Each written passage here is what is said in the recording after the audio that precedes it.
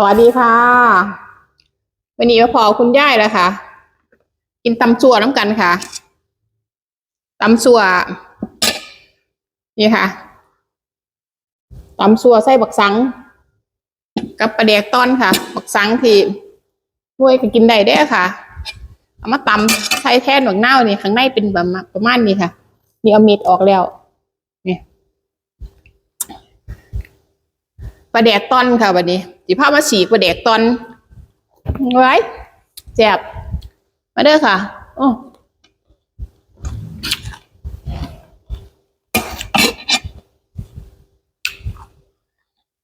อืม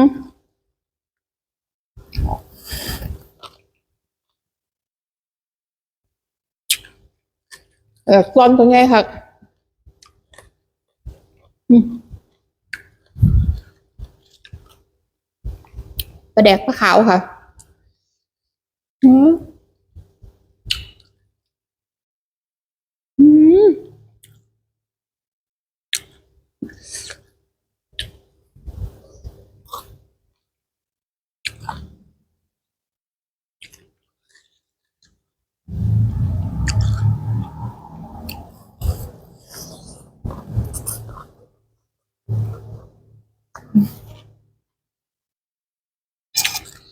โอ้ยแซ่บให้ประกอบความเรื่องเอาไว้ทั้งนี้ก่อน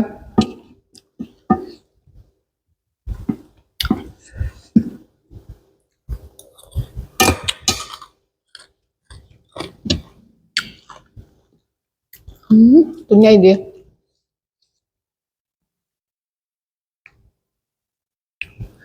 เด็กตอน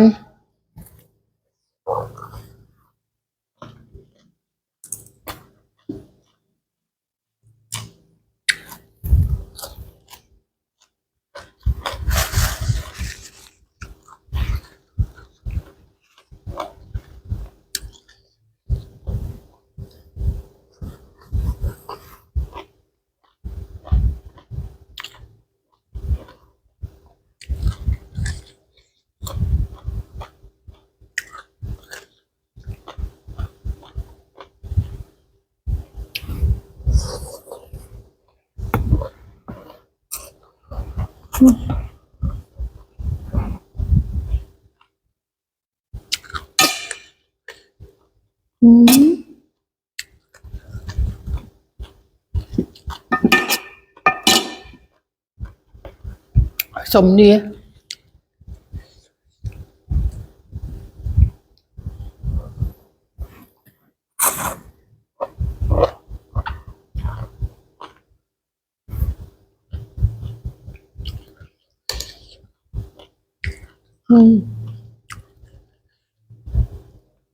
ปลาแดกปลาขาว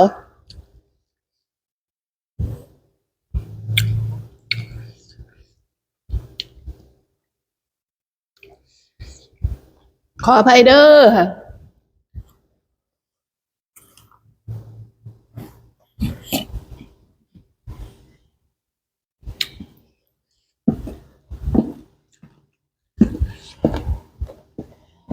เห็นบอกคนมันจะกินปลาร้าอืม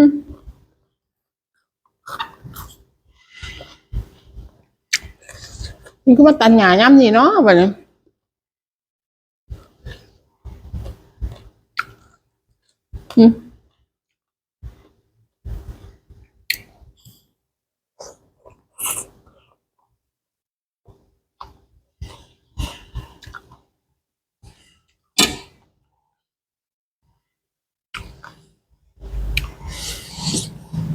ปลาแดกปลาขาว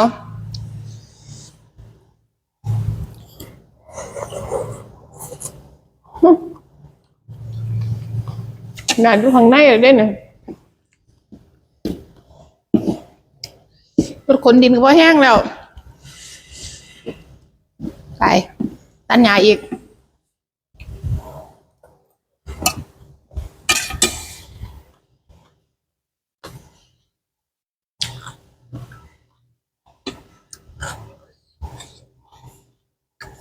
อืม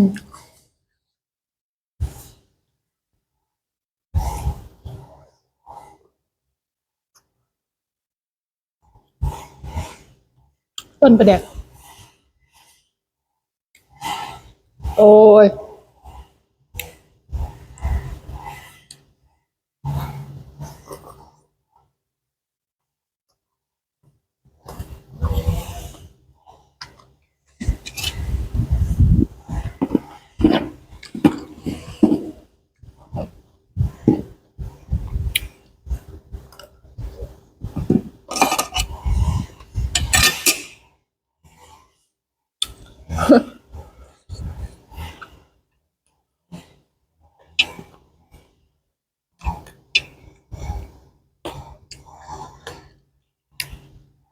โอ้ยแซ่บ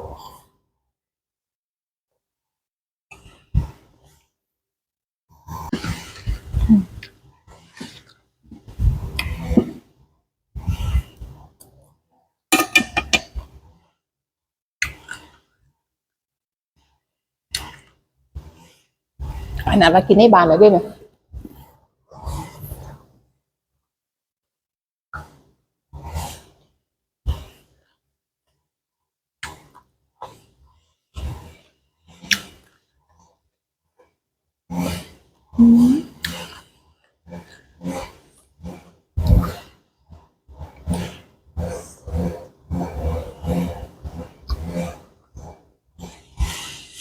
เสียงดังคัก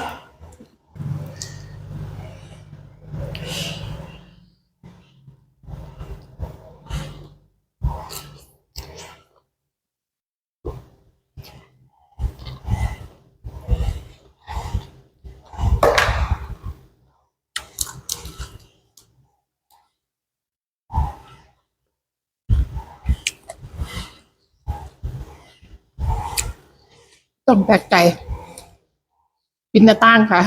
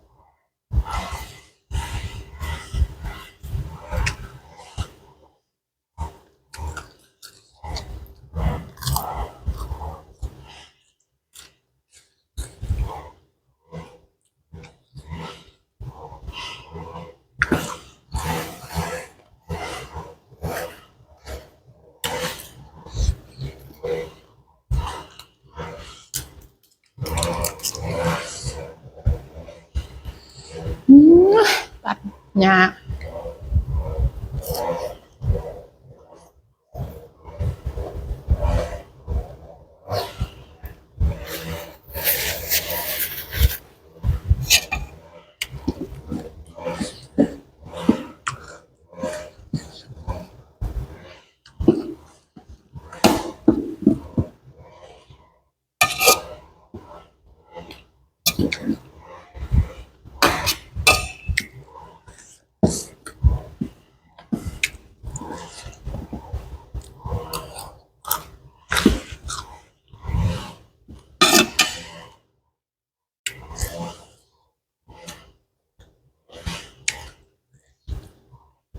คือผู้แรก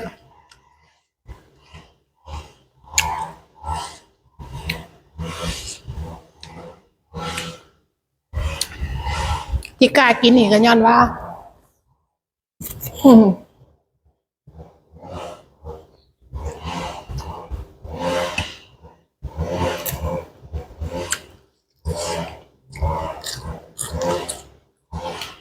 ซื้อมาจากคนรู้จักค่ะพี่น้องกันเฮ็ดเอง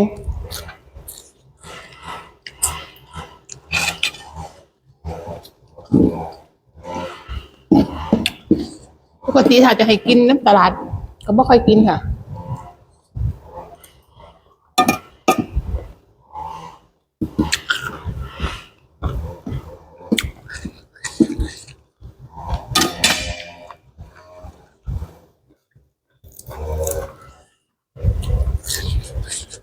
อันนี้หูแรงที่ไปทีมาเลยกล้ากิน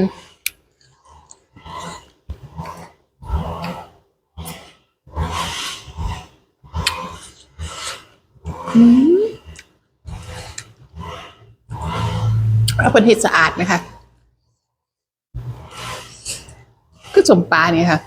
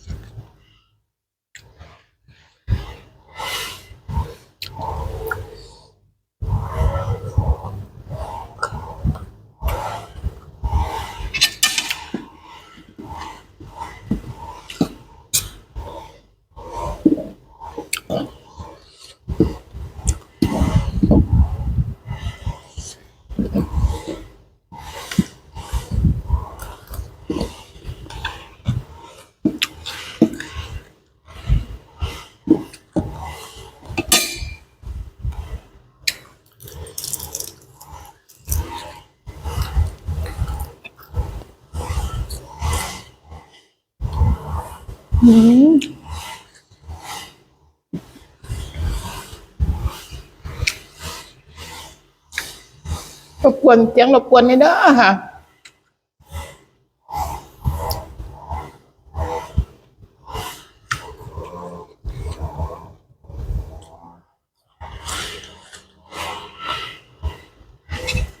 ทางบ้านเพิ่นตัดหญ้า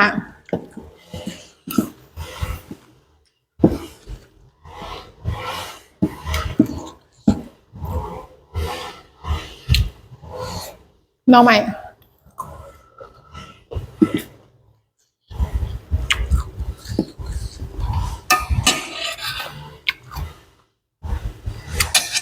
พริกแกงบอกพริกดิบปลาดิบอะค่ะปลาโตตำเลย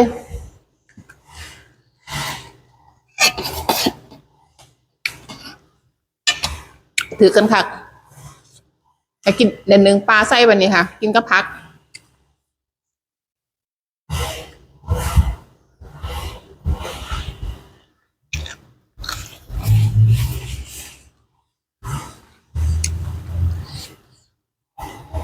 อัง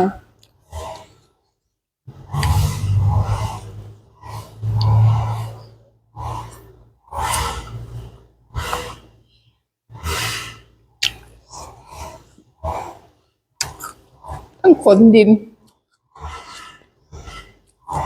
ทั้งตัดหญ้า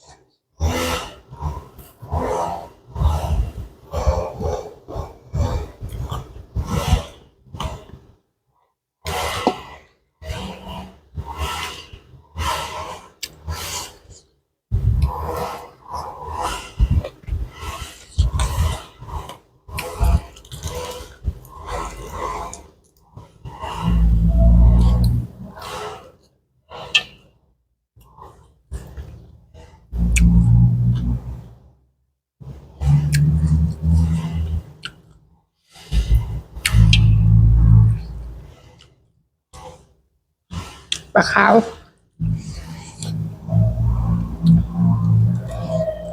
ขาวไพเดอร์ค่ะ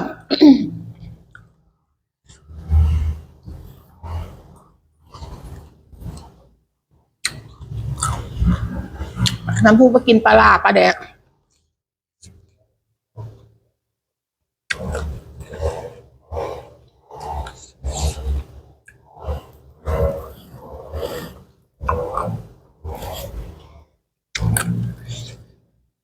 เจ้าตัดเธอะ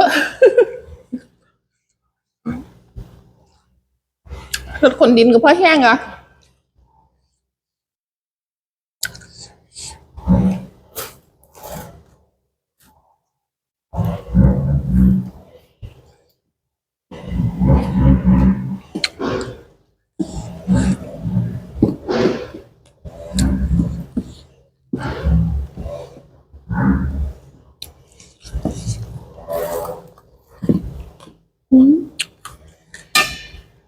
มะเขือเทศ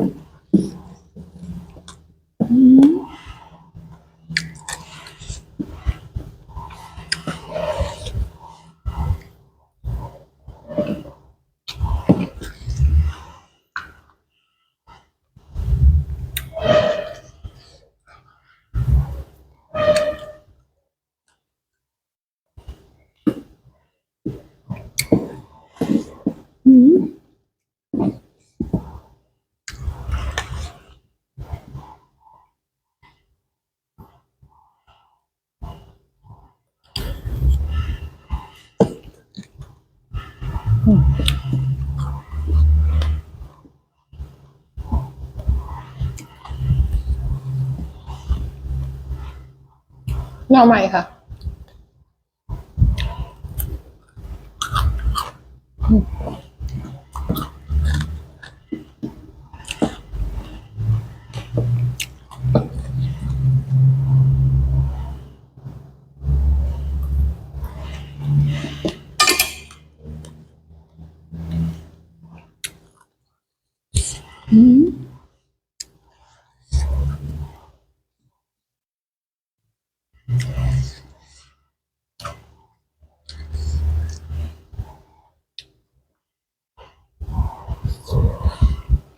เหลือแต่มะเขือเทศ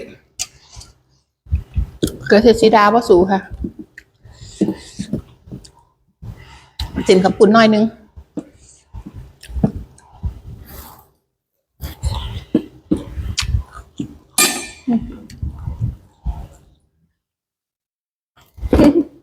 ตัวปลาแดก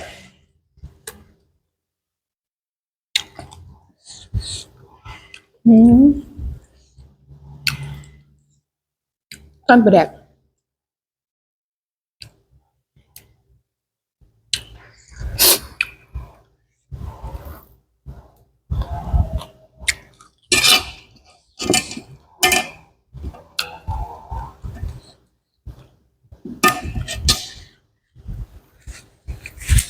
เอาละค่ะ